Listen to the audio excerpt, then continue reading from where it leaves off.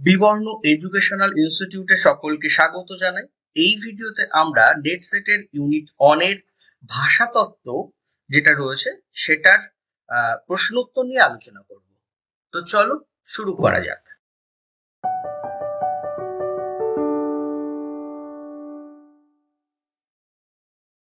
দেখো, প্রথম প্রশ্ন কি বলছে, সংস্কৃতে দন্ত্যয় স, তালব্যয় স, মূর্ধন্য স এটা পরিবর্তন হয়ে তালব্যয় স হয় কোন আর্য ভাষায়? অর্ধমাগধীতে, পৈশাচী প্রাকৃততে, সৌরসেনীতে না মাগধী প্রাকৃততে?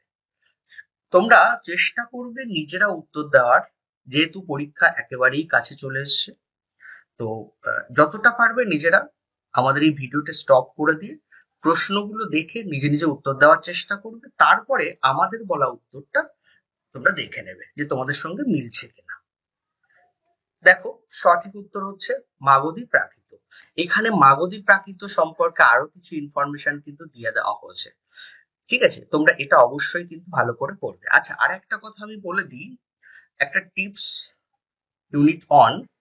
ইউনিট অন সম্পর্কে আমি একটা টিপস তোমাদের দিয়ে দেবো একেবারে ভিডিওর শেষে।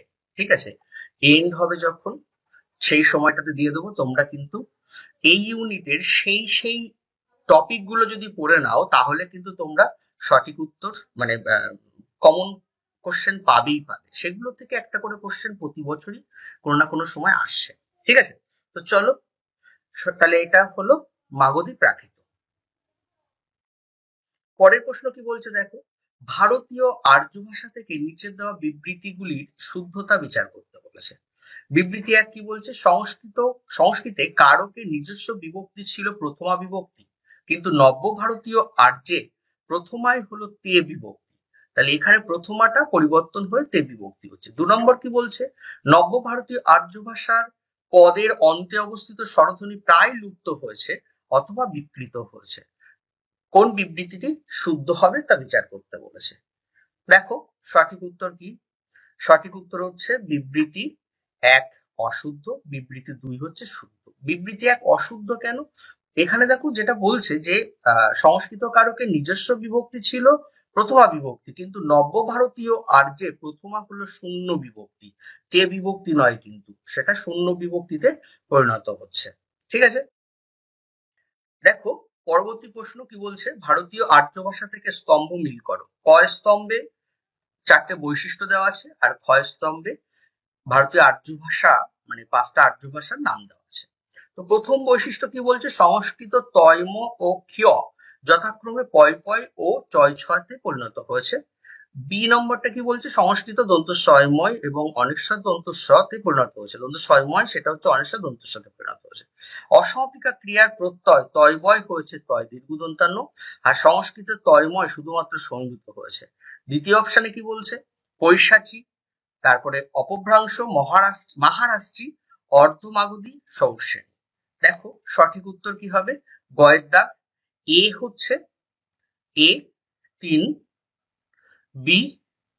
বি হচ্ছে 4, তারপরে সি 1 নম্বরে চলে যাচ্ছে, আর ডি হচ্ছে 5 নম্বরে যাচ্ছে। তার মানে সংস্কৃত তৈম এবং ক্ষয় যথাক্রমে পয়প ও চয় ছতে পরিণত হচ্ছে, এটা মহারাষ্ট্রী আর্য ভাষার বৈশিষ্ট্য। তারপরে কি বলছে, সংস্কৃতে দন্তস্বয়ময় এবং দন্তস্বয়ময় অনেশ্বর দন্তের সাথে পরিণত হয়েছে, এটা হচ্ছে অর্ধমাগধী। তারপরে কি বলছে, অসমাপিকায় প্রত্যয় তয় বয় আকার হয়েছে তয় দীর্ঘ দন্তান্ন তুন, সেটা হচ্ছে পৈশাচী ভারতীয় আর্য ভাষায়। আর সংস্কৃত তয়ময় শুধুমাত্র সংযুক্ত হয়েছে সৌরসেনী ভারতীয় আর্য ভাষায়। ঠিক আছে, পরের প্রশ্ন দেখো, একেবারে সহজ একটা প্রশ্ন। 1200 থেকে 1350 খ্রিস্টাব্দ পর্যন্ত সময়কাল যে যুগের অন্তর্ভুক্ত? প্রাচীন বাংলা, অন্তমধ্য বাংলা, নব্য বাংলা, এদের কোনটি নয়। সঠিক উত্তর হবে এদের কোনটি নয়, কারণ এটা আদি মধ্য বাংলার অন্তর্ভুক্ত। এইখানে তোমরা যদিও সবাই জানো, তবু একবার আমরা একটু বাংলা ভাষার সময়কালটা একটুখানি নির্ণয় করে দিচ্ছি কম বেশি। ঠিক আছে, তোমরা তাহলে বুঝতে পারবে সহজেই। ধরো 800 থেকে মোটামুটি আমরা জানি 1200 পর্যন্ত সময়কাল, এইটা হচ্ছে প্রাচীন যুগ। প্রাচীন, এখানে কিন্তু অনেকে 1250 দেয়, আবার 1250 থেকে মোটামুটি 1500 পর্যন্ত, 1350 এই সময়কাল হচ্ছে, এইটা হচ্ছে আদি মধ্য। আর তারপরের থেকে 1850 বা অনেকে 1800 দেয়, ঠিক আছে, এই সময়কালটা হচ্ছে অন্ত মধ্য, ঠিক আছে, এই দুটো মিলে কি হচ্ছে মধ্য যুগ। আর তারপর থেকে এখন পর্যন্ত যে সময়কাল সেটা হচ্ছে আধুনিক যুগ। তাহলে এখানে 1200 থেকে 1350 এর মধ্যে এটা হচ্ছে আদি মধ্যযুগ, যেটা একমাত্র নিদর্শন, বিখ্যাত নিদর্শন, সেটা হচ্ছে শ্রী কৃষ্ণ কীর্তন। বিখ্যাত নিদর্শন সেটা হচ্ছে শ্রীকৃষ্ণ কীর্তন।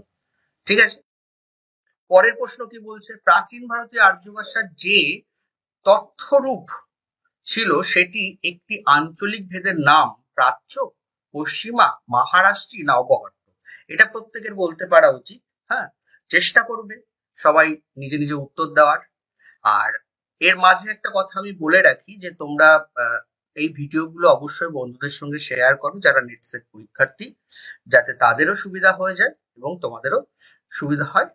ঠিক আছে, তো চলো সঠিক উত্তর কি, প্রাচ্য। দেখো এখানে একটা তথ্য আমি দিয়ে রেখেছি, প্রাচীন মানে ভারতীয় আর্য ভাষা, সেখানে কি বলছে দেখো, যে প্রাচীন ভারতীয় আর্য ভাষার কথ্যরূপ অপেক্ষাকৃত নবীন, এটি সেকালে শিষ্টাচার এবং অর্থাৎ শিক্ষিত ব্যক্তির ব্যবহারে এবং লৌকিক আখ্যান উপাখ্যানের ভাষা। তবে বিশেষজ্ঞের মধ্যে কেউ কেউ মনে করেন কথ্যরূপটি 3টি প্রধান আঞ্চলিক ভেদ গড়ে উঠেছিল, সেই 3টি প্রাচ্য, উদিচ্য এবং মধ্যদেশীয়। আর এর সঙ্গে সুনীতি কুমার চট্টোপাধ্যায়, হ্যাঁ, সুনীতি কুমার চট্টোপাধ্যায় উনি কি করছেন, এর সঙ্গে আরো একটা যোগ করে দিয়ে মোট 4টে ভাগ করছেন। ঠিক আছে, মনে রাখবে এটা। তাহলে কেউ কেউ 3টে বলছেন, আর সুনীতি কুমারের মতে 4টি প্রধান আঞ্চলিক রূপ গড়ে উঠেছিল। পরের প্রশ্ন দেখো কি বলছে, ইন্দো ইউরোপীয় ভাষাভাষী জনগোষ্ঠীর আদি বাসস্থান কোথায়? উত্তর ইউরোপ, দক্ষিণ ইউরোপ, দক্ষিণ রাশিয়া, দক্ষিণ ইতালি? এটা হবে দক্ষিণ রাশিয়া। ঠিক আছে, পরের প্রশ্ন দেখো, শাক শব্দটির অর্থ ভোজ্যপত্র, কিন্তু পশ্চিম ভারতে শাক শব্দের অর্থ যে কোনো নিরামিষ তরকারি। এটি শব্দার্থ পরিবর্তনের যে ধারার কারণ, ভৌগোলিক কারণ, ঐতিহাসিক কারণ, জলবায়ুগত কারণ, উপকরণগত কারণ? দেখো শব্দার্থ পরিবর্তনের যে ধারা, অর্থাৎ শব্দার্থ ছিল সেই শব্দার্থ পরিবর্তন হচ্ছে বিভিন্ন বিষয়ের উপর নির্ভর করে, যেমন ভৌগোলিক কারণ, ঐতিহাসিক কারণ, জলবায়ুগত কারণ এবং উপকরণগত, এরকম কারণ রয়েছে। এর মধ্যে কোন কারণটা করছে যে শাক শব্দের অর্থ ভোজ্যপত্র, কিন্তু পশ্চিম ভারতের শাক শব্দের অর্থ কি হচ্ছে নিরামিষ ভোজ্য, নিরামিষ তরকারি? ঠিক আছে, দেখো এটা স্থান ভেদে পরিবর্তন হচ্ছে, তাহলে সঠিক উত্তর কি হবে, ভৌগোলিক কারণ, স্থান ভেদেই পরিবর্তন। তাহলে সেই হিসাবে ভৌগোলিক কারণটা কি, দেখো বলছে শব্দ ভিন্ন ভিন্ন পরিবেশে ভিন্ন ভিন্ন কি করছে, রূপ বা অর্থ বহন করছে। মূল শব্দ অভিধান বাংলায় অর্থ, ঠিক আছে, এখানে একটা উদাহরণ দিচ্ছি যে অভিমান বা বাংলায় অর্থ হচ্ছে স্নেহ মিশ্রিত অনুযোগ, কিন্তু হিন্দিতে অহংকার বা অহংভাব, ঠিক আছে, অভিমান। আর শাক শব্দ এখানে দেখো সেটা তোলা আছে ভোজ্যপত্র, কিন্তু পশ্চিম ভারতের শাক শব্দের অর্থ যে কোনো নিরামিষ তরকারি। তার মানে আলটিমেটলি যেটা বলতে চাইছে যে কোনো একটা স্থানে একটা শব্দের অর্থ যা আর একটা স্থানে সেই শব্দের অর্থ ভিন্ন হয়ে যাচ্ছে, স্থান ভেদে পরিবর্তন, তাহলে ভৌগোলিক কারণই হচ্ছে। ঠিক আছে, পরের প্রশ্ন দেখো, বাসর থেকে বাসগৃহ থেকে সদ্য বিবাহিত বরবধূর বাসের ঘর, মানে আগে ছিল বাসর শব্দের অর্থ বাসগৃহ, পরে সেটা পরিবর্তন হয়ে সদ্য বিবাহিত বরবধূর বাসের ঘর হয়েছে। এটিতে যে নিয়ম কাজ করছে, এটাও কিন্তু শব্দার্থ পরিবর্তনের ধারা। ঠিক আছে, শব্দার্থ পরিবর্তনের ধারা, ঠিক আছে, এর মধ্যে থেকে এটা কোনটা হচ্ছে অর্থোন্নতিগত কারণ, না অর্থ সংক্রমণগত কারণ, না অর্থ বিস্তারগত কারণ, না অর্থ সংকোচনগত কারণ? দেখো সঠিক উত্তর হবে কি, অর্থ সংকোচন, সংকোচ হচ্ছে মানে ছোট হয়ে যাচ্ছে, সংক্ষিপ্ত হয়ে যাচ্ছে। দেখো অর্থ সংকোচ কাকে বলে সেটা আমরা দিয়েছি। কোন শব্দের অর্থ প্রথমে একাধিক বস্তু বা ভাবকে বোঝালেও বর্তমানে তা একটি মাত্র বস্তু বা ভাবকে প্রকাশ করে। তার মানে প্রথমে ধরো একটা শব্দ রয়েছে, সেই শব্দ দিয়ে কি হবে, একাধিক বস্তুকে নির্দেশ করবে, একাধিক। কিন্তু এটা সময়ের সাথে সাথে পরিবর্তন হয়ে সেটা কিন্তু শুধুমাত্র একটাকেই বোঝাবে, তখন হয়ে যাবে অর্থ সংকোচ বা অর্থ সংকোচন। তাহলে এখানে বাসর শব্দের অর্থ যে কোনো বাসগৃহ ছিল, কিন্তু এখন সেটা পরিবর্তন হয়ে কি হচ্ছে, সদ্য বিবাহিত যে বরবধূর বাসের গৃহ সেটা কিন্তু হচ্ছে। তাহলে অনেকগুলো ছিল, সেখান থেকে কিন্তু একটাতে পরিবর্তন ঘটছে। পরের প্রশ্ন দেখো, কয়েকটি বৈশিষ্ট্য দেওয়া হলো, কোনটি শুদ্ধতা নির্ণয় করো।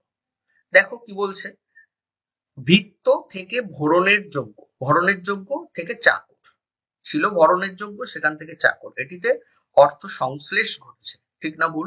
তারপরে কি বলছে, ঘাস কথার অর্থ খাদ্য, এখন সেটা তৃণ হয়েছে, এটিতে অর্থ সংকোচ ঘটেছে। আচ্ছা, অসুখ থেকে সুখের অভাব হয়েছে, তারপরে সেটা রোগ, আরো পরবর্তীতে রোগ, অসুখ বলতে রোগকে বোঝানো হচ্ছে, ঠিক আছে, বর্তমান সময়ে। অর্থের উৎকর্ষে ভাব বা বস্তুর বর্তমানের উন্নত অবস্থানকে বোঝায়, আর অর্থের উৎকর্ষের ঐতিহাসিক কারণ হলো একটি কারণ, মানে অর্থের উৎকর্ষ সেটা ঐতিহাসিক কারণ হলো একটিগত কারণ, অর্থের উৎকর্ষের ক্ষেত্রে ঐতিহাসিক কারণ রয়েছে, সেটা বলতে চাইছে। এ বলছে প্রদত্ত সংকেত থেকে সঠিক উত্তর নির্বাচন করো, কেবলমাত্র এবিসি এসিই, কেবলমাত্র বিডিই, কেবলমাত্র এবিডি, কেবলমাত্র সিইডি। কোনটা হবে সঠিক উত্তর?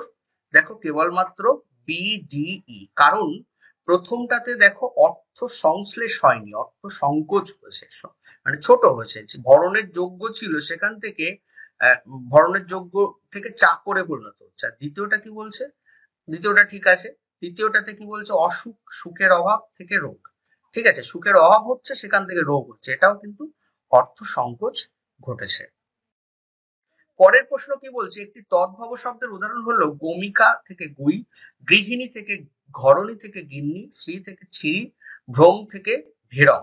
সঠিক উত্তর কি হবে, গমিকা থেকে গুই। দেখো এখানে তদ্ভব শব্দ, এটা কিন্তু শব্দ ভান্ডার থেকে দেওয়া, শব্দ ভান্ডার, ঠিক আছে, শব্দ ভান্ডার থেকে এটা কিন্তু দেওয়া।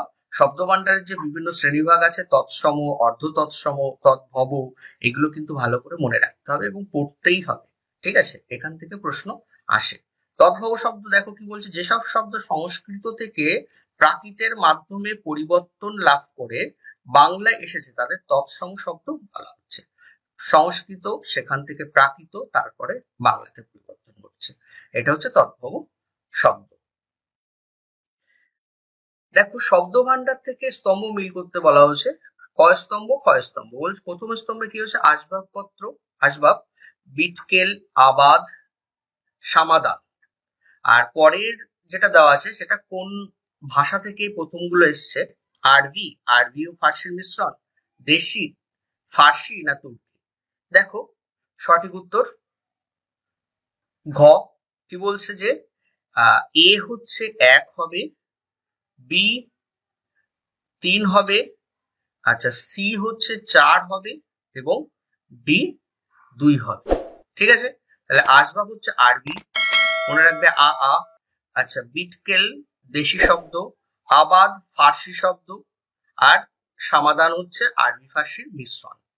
এইগুলো না মনে রাখার বেশ কিছু কৌশল আছে, যে কোনটা আরবি শব্দ, কোনটা দেশি শব্দ, কোনটা ফার্সি শব্দ, সেই কৌশলগুলো পারলে একটু আমাদের চ্যানেলে ভিডিও দেওয়া আছে, তোমরা একটু দেখে নিও, ঠিক আছে, বেশ কয়েকটা ভিডিও এখানে দেওয়া আছে। তারপরে দেখো শব্দ ভান্ডার থেকে কতগুলি মন্তব্য দেওয়া হলো, শুদ্ধ ও অশুদ্ধ নির্ণয় করো। এ কেষ্ট, এটি তদ্ভব শব্দের দৃষ্টান্ত। বি জল, এটি তৎসম শব্দের দৃষ্টান্ত। সি ইমাম, এটি ফার্সি শব্দের দৃষ্টান্ত। ডি হচ্ছে কেরোসিন, এটি ইংরেজি শব্দের দৃষ্টান্ত। আর ই কানাই, এটি অর্ধ তৎসম শব্দের দৃষ্টান্ত। প্রদত্ত সংকেত থেকে সঠিক উত্তর নির্বাচন করো। দেখো সঠিক উত্তর কি হবে, খ এ অশুদ্ধ, বি শুদ্ধ, সি অশুদ্ধ, ডি শুদ্ধ এবং ই কি অশুদ্ধ। দেখো কেন প্রথমটা কেষ্ট, এটা হচ্ছে অর্ধ তৎসম শব্দ, কৃষ্ণ থেকে কেষ্ট, ঠিক আছে, অর্ধ তৎসম। আর সিটা দেখো বলছে যে এটি ফার্সি শব্দের দৃষ্টান্ত, এটা ফার্সি নয় আরবি, ইমাম হচ্ছে আরবি শব্দের দৃষ্টান্ত। আর ই হচ্ছে কানাই, এটি অর্ধ তৎসম না, এটা হচ্ছে তদ্ভব শব্দ। কৃষ্ণ থেকে কেষ্ট, এটা যদি আমরা বলি কৃষ্ণ থেকে কৃষ্ট থেকে কানাই, ঠিক আছে, কানাইটা হচ্ছে তদ্ভব শব্দ, মনে রাখবে। কয়েকটি বৈশিষ্ট্য দেওয়া হলো, কয়েকটি শুদ্ধ, কোনটি শুদ্ধ তা নির্ণয় করো। মন দিয়ে লেখাপড়া করো, নচেত পরীক্ষায় ফেল করবে। সমুচ্চয়ী অব্যয়ের উদাহরণ, এটা কিসের? সমুচ্চয়ী অব্যয়ের উদাহরণ বলা হচ্ছে। তারপর এটা কি বলছে দেখো, এখান থেকে যে যাওয়ার কোনো পথ নেই দেখছি বটে, অনন্যই অব্যয়ের উদাহরণ। ওগো আজ তোরা যাসনে ঘরের বাহিরে, বাক্যালঙ্কার অব্যয়ের উদাহরণ। কনকনে শীতের লেপ মুড়ি দিয়ে বসে আছি, ধনাত্মক অব্যয়ের উদাহরণ। আর নদী আপন বেগে পাগল পাড়া, সিদ্ধান্তবাচক অব্যয়ের উদাহরণ। দেখো অব্যয়ের শ্রেণীবিভাগের মধ্যে থেকে কিন্তু এই প্রশ্নটা তোলা।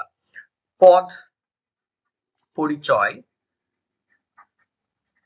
ঠিক আছে, সেখান থেকে একটা ভাগ আছে অব্যয়, সেই অব্যয় থেকে এটা তোলা। তোমরা চেষ্টা করো নিজেরা উত্তর দেওয়ার, এবং কমেন্ট বক্সের উত্তরগুলো অবশ্যই কিন্তু জানাবে, ঠিক আছে। তো দেখো সঠিক উত্তর কি হবে?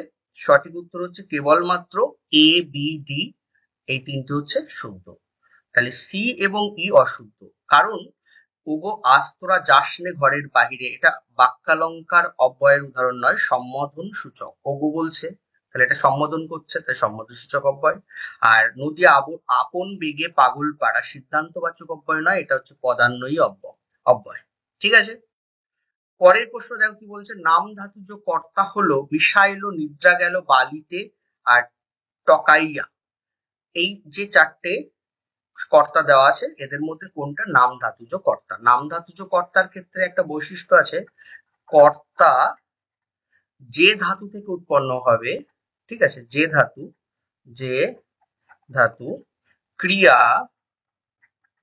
ক্রিয়াও কিন্তু সেই ধাতু হবে, মনে থাকবে।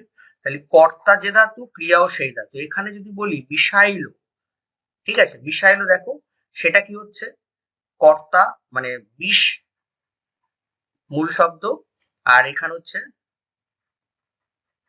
বিষাইলো। খেয়াল করে দেখো, তাহলে নাম ধাতুজ কর্তা কিন্তু বিষাইলো, এটাই হচ্ছে কারণ বিষ হচ্ছে মূল ধাতু, যেটা থেকে কর্তা এবং ক্রিয়া দুটোই উৎপন্ন হচ্ছে। পরের প্রশ্ন দেখো কি বলছে, টাকার গরম শব্দটি হেতু সম্বন্ধ, নিমিত্ত সম্বন্ধ, অধিকার সম্বন্ধ, না সামান্য সম্বন্ধ? দেখো এটা হচ্ছে হেতু সম্বন্ধ, এটা কারক থেকে নেওয়া। কারকের আর একটা পার্ট আছে অকারক। এই অকারক দুই প্রকার আছে, একটা হচ্ছে সম্বন্ধ, আর একটা হচ্ছে সম্বোধন। এই দুটো কিন্তু পদ বলা হয়, এটা অকারক বা পদ বলা হচ্ছে, কারক বলা হচ্ছে না, কারণ এই দুটো ক্রিয়ার সঙ্গে কোনো সম্পর্ক থাকছে না। টাকার সঙ্গে গরম দেখো র বিভক্তি আছে, তার জন্য সম্বন্ধ আছে, আর সেটা হচ্ছে হেতু, একটার সঙ্গে হেতু, মানে কারণ অর্থে বোঝাচ্ছে, ঠিক আছে, কিসের গরম? টাকার গরম, এই জন্য। আচ্ছা, আমি আগেই বলেছিলাম যে তোমাদের একটা টিপস দেব ভাষাতত্ত্বের উপরে বা ইউনিট 1 এর উপরে। দেখো ইউনিট 1 এ যেগুলো সব থেকে বেশি প্রায়োরিটি দেবে, এক হচ্ছে ভারতীয় আর্য ভাষা, 2 নম্বর হচ্ছে বাংলা ভাষা, 3 নম্বর হচ্ছে শব্দার্থ পরিবর্তনের ধারা, 4 নম্বর হচ্ছে স্বরধ্বনি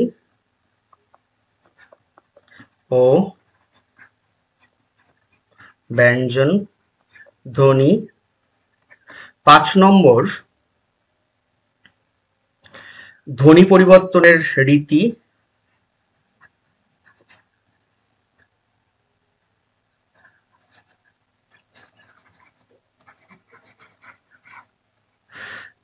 নম্বর হচ্ছে শব্দ ভান্ডার।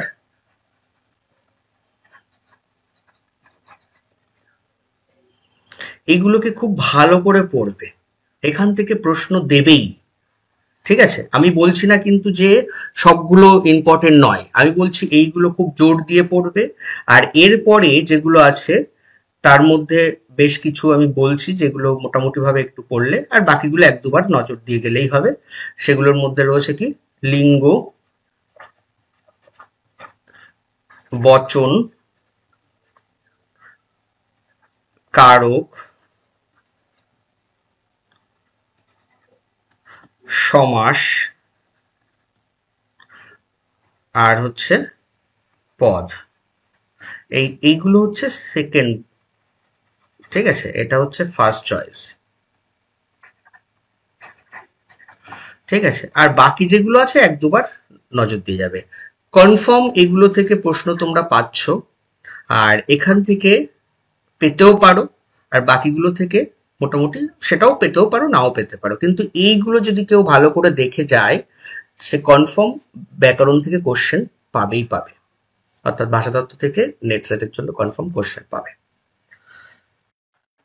তো তোমরা সবাই অবশ্যই বন্ধুদের সঙ্গে এই ভিডিওগুলো শেয়ার করো, আর কেমন লাগলো কমেন্ট বক্সে জানাবে। কিন্তু কোথাও কোনো কোশ্চেন যদি তোমাদের কোনো ডাউট থাকে তোমরা কমেন্ট বক্সে জানাবে, আর কোন ভিডিও চাইছো কোন টপিকের উপরে সেটাও জানাবে। ঠিক আছে, আজ তাহলে এই পর্যন্ত থাকলো, দেখা হচ্ছে নতুন টপিক নিয়ে নতুন ভিডিওতে।